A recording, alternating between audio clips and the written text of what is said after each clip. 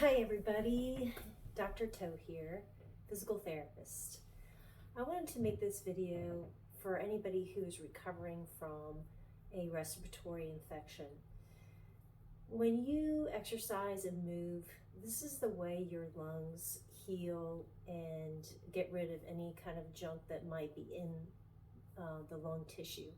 It's so very important for people to move and exercise when they have respiratory infections, whether it's viral or bacterial, it doesn't matter.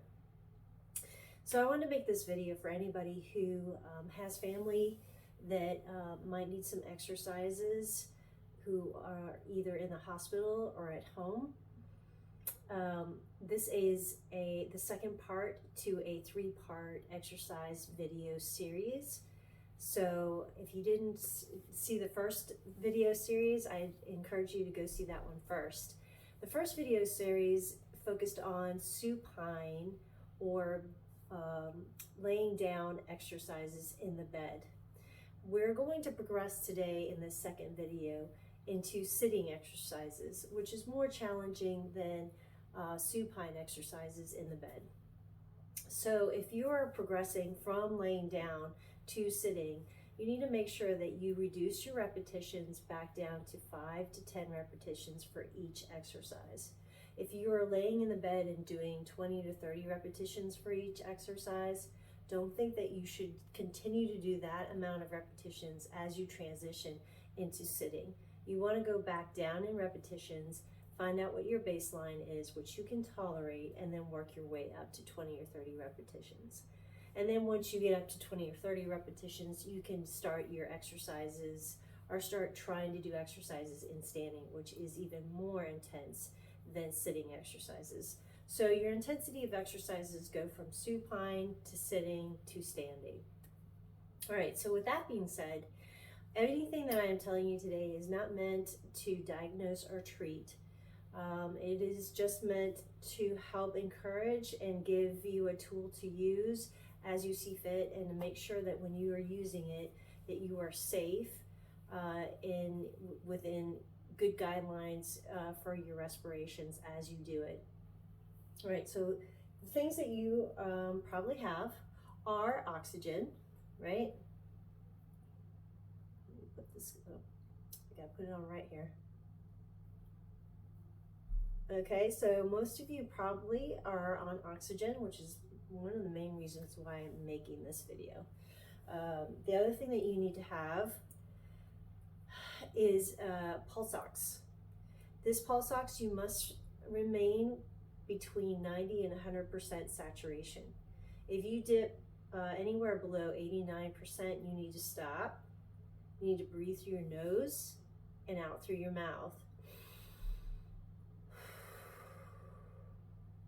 And you need to keep doing that until you recover. Don't continue to do exercises. If you hear this thing beeping, you should have, most of them have a setting that kind of warn you that you're going below 90% saturation. You need to make sure that you stop doing the exercise and recover.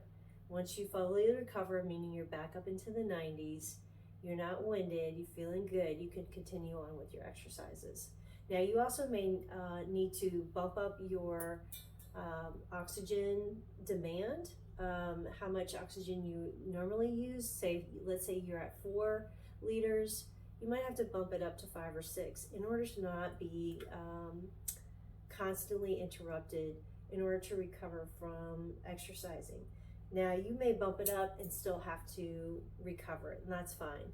But just know that it's probably a good idea that you're putting more demand on your body, that it'd be a good idea to increase your oxygen that's being provided to you through your nasal cannula or whatever it is that you might have on your face. Okay, so the other thing that I would tell you besides having a pulse ox is that it's a good idea to have supervision while you do these exercises, somebody that can help you make sure that you're safe while you're doing it. If you're in the hospital, that can be a nurse. If you're at home, obviously a loved one or a family member. Okay, so in sitting, the first exercise that we're going to do, we're going to basically move from your feet up. first exercise, and again, all these exercises you want to do between 5 and 10 repetitions, are ankle pumps. All you're doing is moving your legs up and down. I'm going to move this out of our way a little bit. Okay, after ankle pumps, you're going to do kickouts. And you want to pull that toe up towards you as you kick out. Now, usually you're going to stick with one limb. You can do 5 or 10 repetitions on one side, and then you're going to switch to the other. If you find that that's too much, because that can be more intense, then you can alternate. So you do alternating kicks, which actually will give that limb a little bit of a break. It might be less intense for you. So you can accommodate or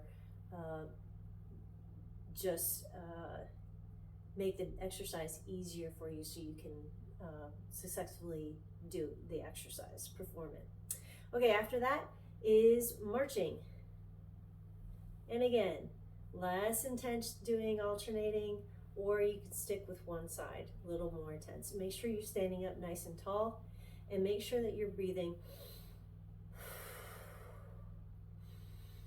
in through your nose, out through your mouth, okay?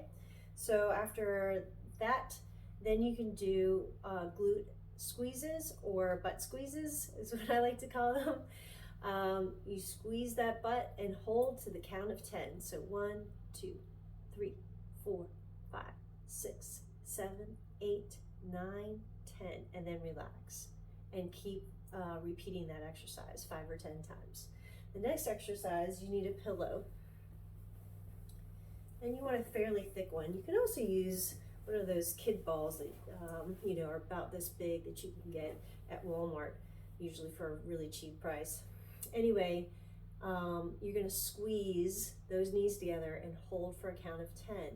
1, 2, 3, 4, 5, 6, 7, 8, 9, 10, and then relax. And repeat. If you don't have any back issues, another one that you can do, sitting up nice and tall, continuing to breathe, are trunk rotations. This just kind of keeps your upper torso in good condition, and it's still exercise. Now, with all these exercises, you should be able to do them pain-free. None of these should ever cause any discomfort. If they do, you need to change the way you're doing them or completely take them out. Continue to do the ones that you can do pain-free. I think that's it. I really do hope that you guys are recovering. I hope you're progressing. I encourage you to continue to breathe, do breathing exercises. That'll probably be another video for the future that I will do as well. But I wanted you to know that exercises is one of the best things that you can do. I realize that you're probably not feeling very good, and it's probably one of the last things you want to do, but it's so incredibly important in order for your rehabilitation of your lungs and your health of your lungs. So breathe deep and exercise as best you can. All right, God bless you all. Hope it helps.